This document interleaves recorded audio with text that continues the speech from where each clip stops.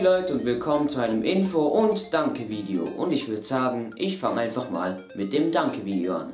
Wie einige von euch mitbekommen haben, habe ich durch das letzte Video Mr. Elliot TV 1 ziemlich viele Abonnenten dazu gewonnen. Und genau deshalb wollte ich Danke sagen.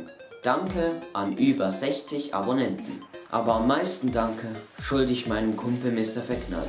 Denn er hat es geschafft, mir wieder ein bisschen Aufmerksamkeit zu geben. Und er hat es geschafft, mich ein bisschen Richtung mehr Abonnenten zu befördern. Und deshalb wollte ich Danke sagen. Danke an Mr. Verknallt für deine Unterstützung.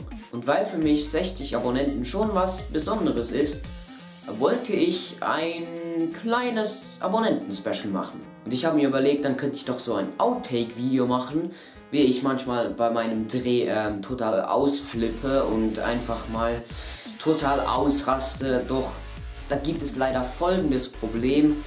Und zwar wegen Platzproblemen auf meinem Laptop musste ich alle Szenen, die ich nicht verwendet habe, löschen. Und dabei waren halt leider auch die lustigen Szenen, die ich verwenden wollte. Auch eine Idee für ein Abonnenten-Special ist, dass ich eines von meinen vielen Drehbüchern verlose, natürlich nach Wahl. Jetzt habe ich mich so entschieden, ihr könnt unten in den Kommentaren entscheiden, was ihr als Abo-Special wollt.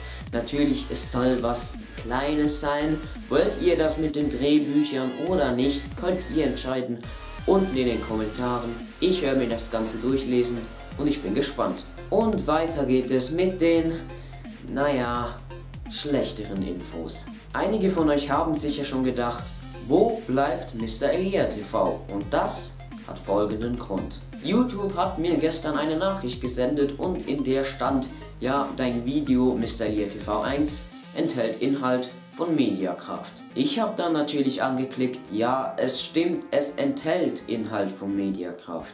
Und das stimmt auch, es enthält Inhalt von Mediakraft. Zum Glück bekomme ich keinen Strike und mein Video wird auch nicht gelöscht. In Zukunft müsste ich Mr. Elliot TV also ohne Videoausschnitte machen.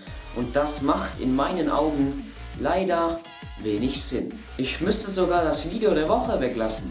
Und deshalb stelle ich Mr. Elliot TV auf eine unbekannte Zeit ein.